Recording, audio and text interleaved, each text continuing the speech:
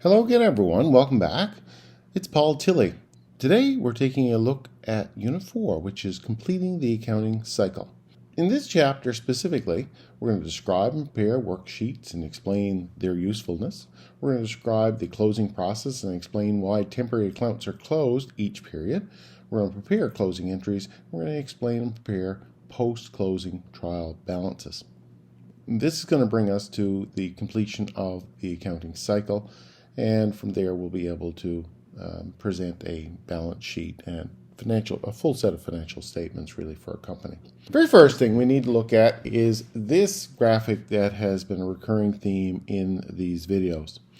What you're going to see is that the accounting cycle is a process, okay? And that process involves a number of steps. In this case, we have 9 specific steps. We start off actually with what we call a beginning balance sheet.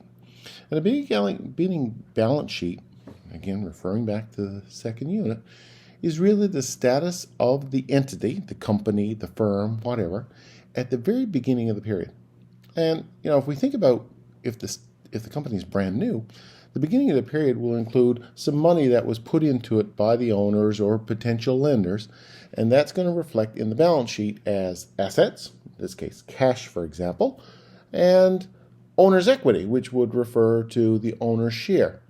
And potentially there could be some liabilities in there too in terms of notes payable or some sort of financing. Bottom line is that the assets will equal the liabilities and the owner's equity combined. In order to really start the financial process, we've got that beginning balance sheet, and then we start the year and transactions occur. And these transactions are what we call journalized or recorded in the particular books that we use in accounting. So the journal really reflects the actual transactions, and then they're posted to a ledger which shows, okay, here are the account balances for each of the accounts. And once we run through the entire period and record all these transactions, we will reach the end of the period. Usually it's 1 year. And then we have to do a trial balance. In other words, we just write down all of the balances that are in each of the accounts in a list. From there, that's what we call the trial balance. From there, we have to do some adjustments, and these adjustments reflect non-cash changes. And we saw, for example, prepaid expenses, depreciation, unearned revenue. There was a whole bunch of these types of non-cash events that occur. And in order to fulfill the requirements of GAAP, the generally agreed upon accounting principles, we do those adjustments. And when those adjustments are made, we prepare a second trial balance called an adjusted trial balance. And this adjusted trial balance truly reflects the values in each of the accounts. From there, we can prepare financial statements for the period. So end of period financial statements will reflect the assets, liabilities, and owner's equity of the entity at the end of the period. It will give a snapshot of what the business looks like. We're also going to be able to prepare income and expense statements, so that will say, okay, this is how much money came into the business, this is how much went out, and we'll determine whether or not the business was profitable based on that. So once we've done all that, then we need to close up these so-called temporary accounts, and we call them temporary accounts, but they're accounts that get reset to 0 each time because they're a tally account that reflects revenues or expenses that occur during the period. And this then would allow us to prepare a post-closing trial, which is basically, this is what the assets, liabilities, and owner's equity of the entity is at the end of the period. So this is the entire process. So now that we know the theory of the process of recording financial statement events for the period and making these necessary adjustments at the end and then producing the financial statements at the end, we actually really need to do it. And one of the ways we can do it is to use what's called a worksheet. Now, the worksheet is more of an educational tool than anything. Most of this stuff is computerized right now. But the fact is, if you understand using the worksheet, the process is identical regardless if you use a computer or not. That the system that is used in order to record and reflect the changes in the accounts is identical. Doing it. So I'm going to take you through the process of doing it here right now. And a worksheet is really a working paper. And usually it's a fairly large sheet of paper. 8.5 by 11 is probably too small, so it's usually about 17 by so on. It's like the equivalent of 2 sheets of paper. It's really just a column. It's a bunch of columns that reflect where we put the balances. That worksheet is where we can prepare all of the account balances can be put in there. It captures really the entire accounting process, because with those account balances at the end, we can do the trial balance and move on to make the adjustments and then generate the adjusted trial balance and onto the financial statements. It's a very useful tool that is used by auditors and for preventing errors. The blank worksheet looks something like this. The worksheets are all generally set up the same. So if we think about the blank worksheet, and as I say, this is usually a fairly large sheet of paper with a total of 6 columns.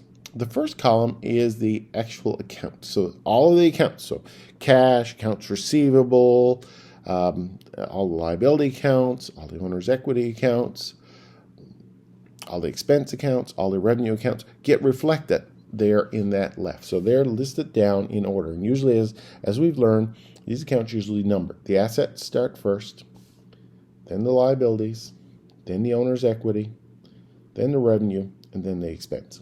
The second column is going to show the balances before any adjustments are made. So this is the end of period balances, and each of those accounts is included in here. And it will either fit on the debit side or the credit side, depending on the account. The adjustments are made, and we show the various debits and credits that are made in terms of adjustments. And then we just carry the numbers from the unadjusted trial balance. We add in or subtract accordingly the adjustments, and that gives us our adjusted trial balance. It gets pulled over to the right. The adjusted trial balance is then the final trial balance, which is used to pull out the next column, all of the income statement accounts. So revenue accounts and expense accounts would get reflected in the income statement columns, and then the balance sheet accounts will get reflected in the balance sheet columns. So that would include assets, liabilities, and owner's equity. So what this does, it really gives you an overview of all of the accounts put in their proper column. These steps are listed here, and enter the unadjusted trial balance, enter the adjustments, prepare the adjusted trial balance, extend the adjusted trial balance to the financial statement columns, enter the profit or loss in the balance sheet, and prepare the financial statements. That would be the process that would flow from the worksheet. Blank worksheets are plentiful on the internet. You can find these, and you can either print them off. So there are printable template sheets, and I put a link in here and in the course to the printable version. You will also find, and the more common, what I would recommend you do, is to download a template for Excel. And this would allow you to, it will add the numbers up for you and reduce the amount of computation work and that sort of thing. So you can download a template for Excel. Let's take a look at this first step. All of this stuff is done at the end of the period, okay? So everything we're doing here, we've gone through the year, we've recorded our entries, we've recorded all the transactions, we've put them in the ledger, we've got it all straightened away here. And effectively, we have the balances in each of the accounts at the end. So if we look at our ledger, we say, okay, look, here's the amount of money that's left in cash. Here's the amount of money that's left in supplies. So we see these account balances. What we're going to do is take those balances and we're going to transpose them in the worksheet. So say, for example, here, cash, supplies, prepaid insurance, equipment. So assets will have debit balances. A contra account, which is involved in recording depreciation, for example, accumulated depreciation, that will get reflected. And accounts payable, Unearned food service revenue, notes payable, those are all liability accounts which normally have credit balances. Then we move down even further and we see Haley Walker Capital, Haley Walker Withdrawals. This is owner's equity accounts, and likewise, the capital account normally has a credit balance, and any withdrawals would be debited to reflect that. So what we do is we've got withdrawals separated out there. Then we move into our income statement accounts. So teaching revenue and food service revenue. Revenue is normally a credit balance, and there you'll see that we've had revenue of $38,300. And then we got salaries expense, rent expense, and utilities expense. These are expense accounts, and they are normally debited. One of the things you need to ensure is that when you put all this data in, a check to ensure that it's correct, is that the debit balance and the credit balance are in balance. Notice here it's $23,300, $23,300. The next thing we need to do is to consider what end of period adjustments are made. So these are what we consider the adjusting entries that we would do at the end of the period. So here, for example, there were 7 major adjustments made. We got expiration of $100 of prepaid insurance, used $1,050 worth of supplies, and so on. So you're going to see that those are reflected in the adjustments. So these are all the results of entries that were made, debit and credit entries that were made with these 7 adjustments. Now, again, a check to ensure that this is done right once you put it all in is that the debit column and the credit column need to be in balance at $3,575. So that's step 2. So the trial balance and the adjustments, if we combine those two, we will be able to get the adjusted trial balance. So this is what we have in this next column, the next working column, the adjusted trial balance. Cash, there were no adjustments to cash, so cash gets carried right over to the adjustment trial balance. If we look at supplies, we recognize that supplies had a $3,600 trial balance, but we had used, or the adjustment reflected a change of $1,050.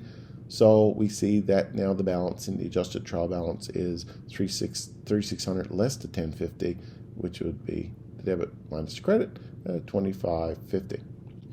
Effectively, for all of these entries and for all of these accounts, we go down and we do the appropriate thing. So a debit plus a debit would add together. A debit and a credit, one would subtract from the other.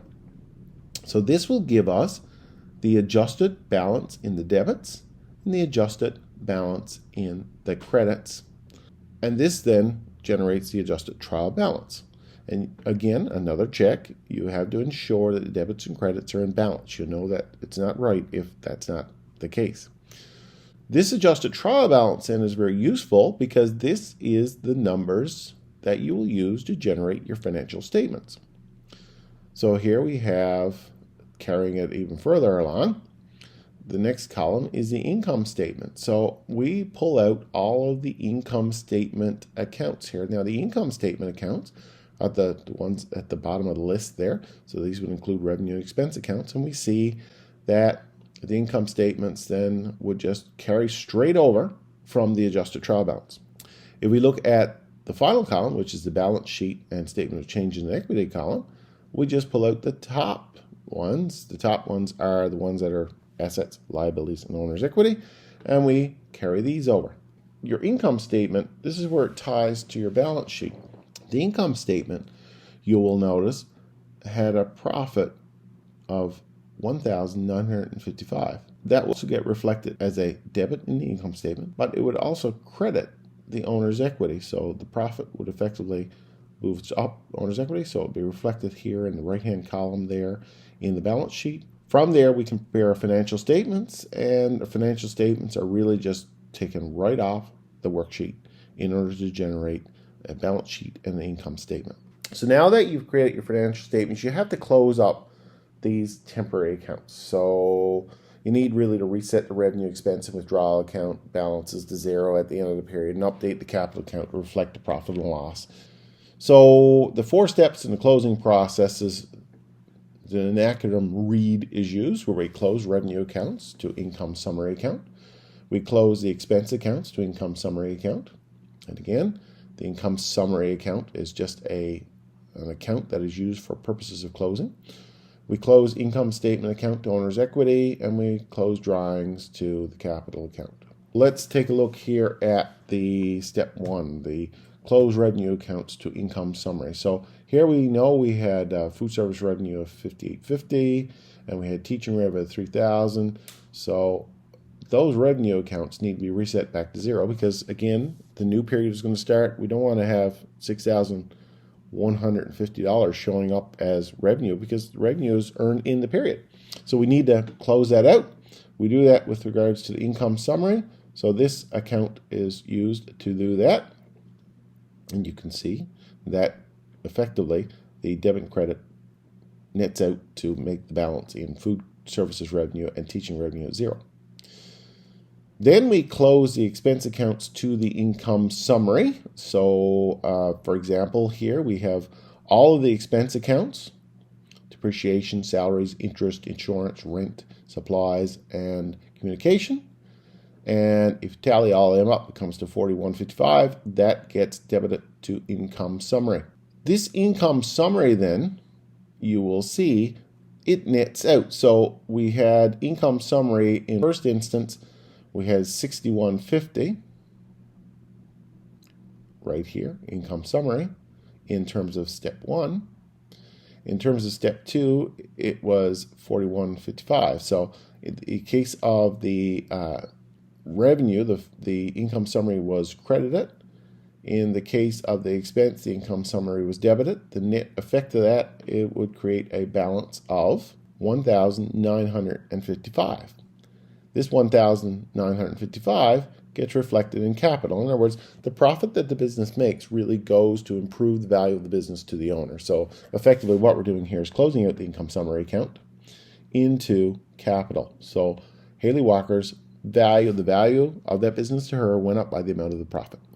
And her capital would reflect, if she took money out of the business, that would draw down her capital. So we see this debit and credit here for the capital withdrawals. Effectively, what happens now is that the end balance sheet, okay, so I'll just go back to the end balance sheet here for the business. The end balance sheet would become the beginning balance sheet for the next period. And transactions will occur during that period, and at the end of that period, the balance sheet will be redrawn again. So it's a continuous evolving process. This cycle continues year after year or period after period.